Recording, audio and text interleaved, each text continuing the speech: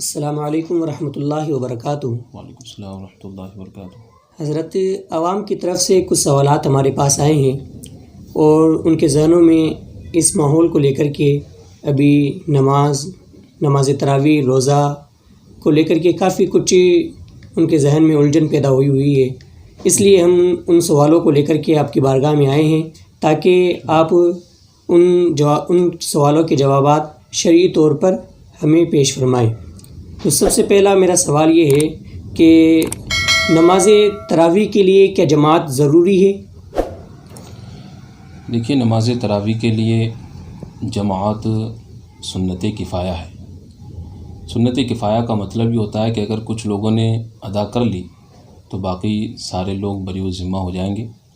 نماز تراویح تمام لوگوں کو ادا کرنی ہی ہے، لیکن جماعت سنت کفایہ ہے کہ کچھ لوگوں نے اگر جماعت کے ساتھ نماز ادا کر لی، باقی لوگ اگر تنہا بھی پڑھیں گے تو جماعت کے ترک کا انہیں گناہ نہیں ہوگا۔ کیا تراویح کی نماز کے لیے مسجد کا ہونا ضروری ہے؟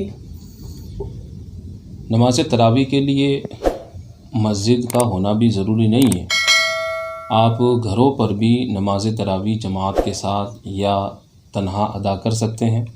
ہاں، اگر مسجد میسر ہو جائے تو پھر ایسی صورت میں اس کی فضیلت اور اس کا ثواب زیادہ ہوتا ہے کہ آپ جو مسجد کی طرف آئے، مسجد میں آپ نے ادا کیا تو اس نماز تراویح کو مسجد میں ادا کرنے کا ثواب مزید بڑھ جاتا ہے۔ مگر چونکہ اب حالات ابھی ایسے نہیں ہیں کہ حکومت کی طرف سے بھی پابندیاں ہیں کہ 4-5 آدمی سے زیادہ مسجد میں آنے کی انہیں اجازت نہیں ہے، تو اس لیے آپ سبھی حضرات اپنے گھروں پر ہی رہ کر نماز تراویح کو جماعت مل جائے تو جماعت کے ساتھ، ورنہ تنہا بھی ادا کر سکتے ہیں۔ امید ہے کہ اللہ تبارک و تعالی آپ کی مسجد میں نماز تراویح پڑھنے کی نیت کی وجہ سے اللہ تعالی جماعت اور مسجد کا ثواب آپ کو عطا فرما دے۔ کیا نماز تراویح کے لیے یعنی تراویح کی نماز ہمیں قرآن پاک کے ذریعے ہی پڑھنا ضروری ہے یا کوئی اور دوسرا راستہ بھی ہے؟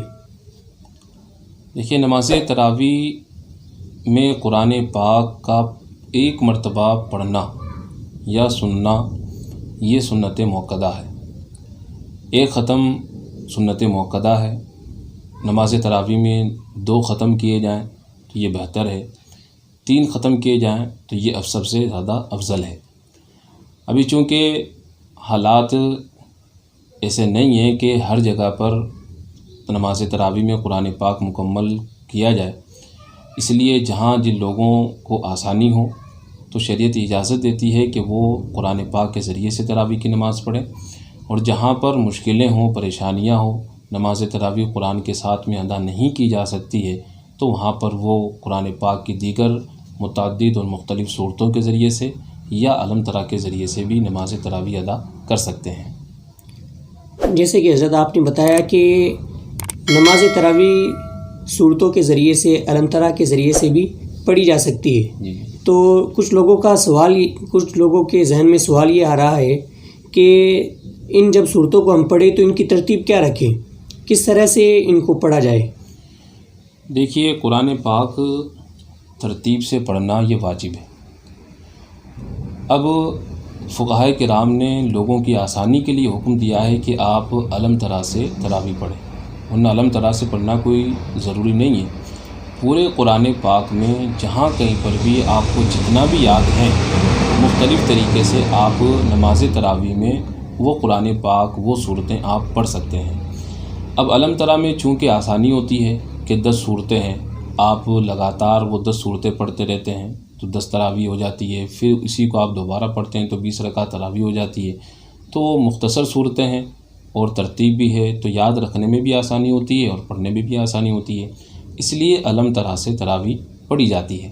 ورنہ اگر آپ کو سورہ رحمان یاد ہو تو آپ سورہ رحمان سے بھی تراویح کی نماز پڑھ سکتے ہیں، سورہ بقرہ یاد ہو تو آپ اس سے بھی پڑھ سکتے ہیں، آپ کو سورہ یاسین شریف یاد ہو تو آپ اس سے بھی تراویح کی نماز ادا کر سکتے ہیں۔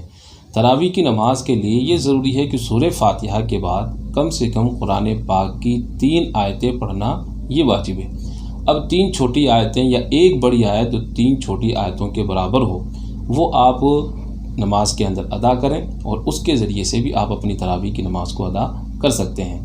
نماز تراویح میں بھی اگر آپ کو مان لیجئے کہ پوری 10 صورتیں یاد نہیں ہیں، آپ کو ایک ہی صورت یاد ہے، تو آپ نماز تراویح کی 20 رکعتوں میں سورہ فاتحہ کے بعد اسی ایک صورت کو پڑھتے رہیے، تو اس طریقے سے بھی آپ اپنی تراویح کی نماز کو ادا کر سکتے ہیں۔ تو کل ملا کر علم ترا سے والناس تک پڑھنا کوئی فرض واجب نہیں ہے۔